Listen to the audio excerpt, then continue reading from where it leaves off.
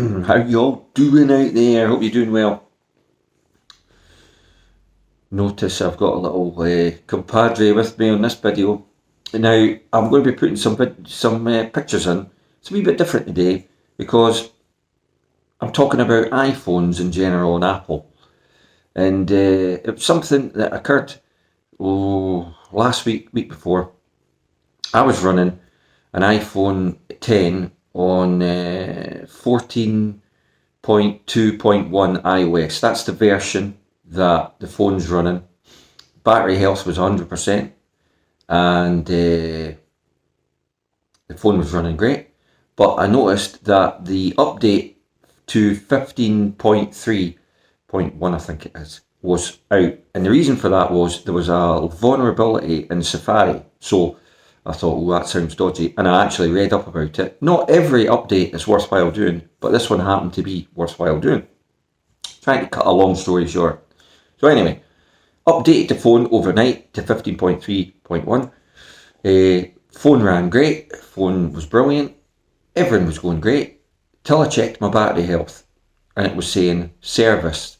Right? Went from 100% to service literally overnight. So we'll catch up with this.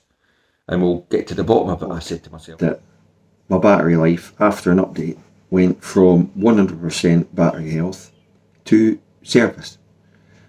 So I did what everyone else does with an iPhone, and I went into the help section,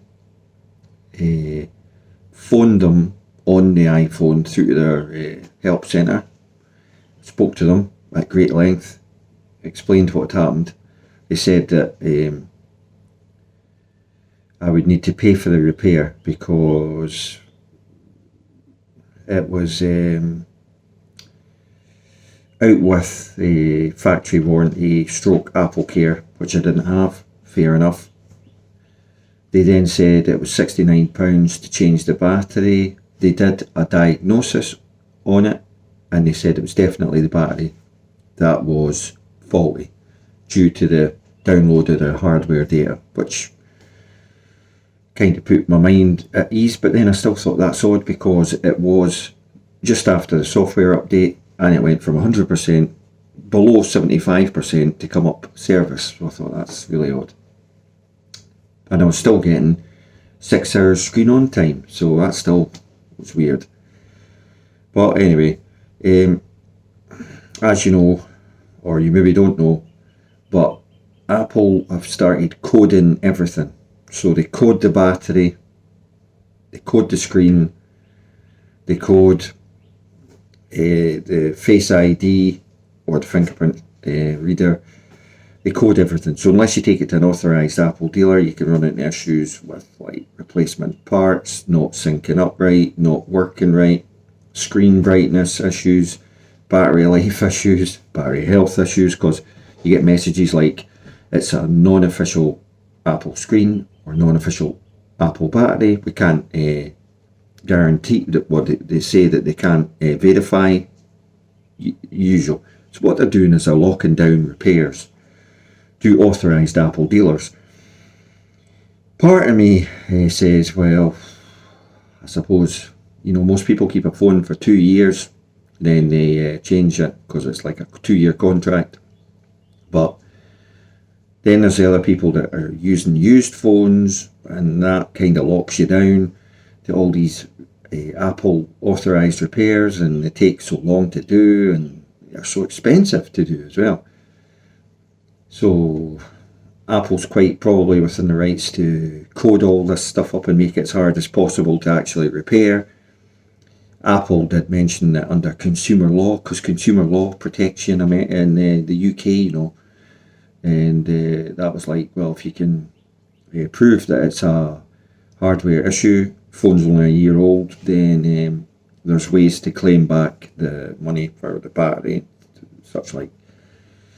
But my argument on this, and the only thing I'll say about it is, if you're going to code everything Apple, and that's fair enough, even things like a battery replacement, you need to let the third party repairers get authorised and access to genuine parts, and then that way everyone can price the job fairly, and it's an equal opportunity market rather than dealership only. One way of looking at it.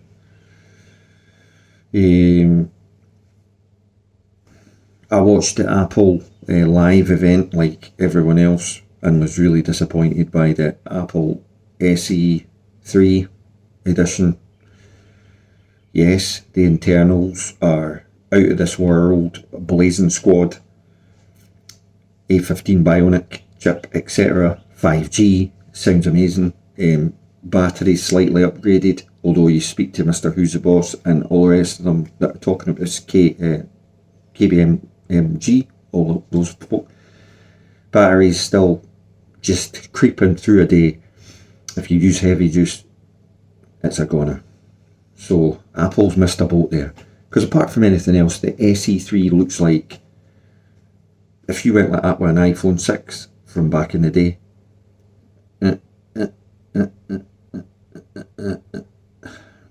Such a letdown. It's a letdown. I think they could have been bolder, and see the screen that you're looking at with the top bezel, bottom bezel.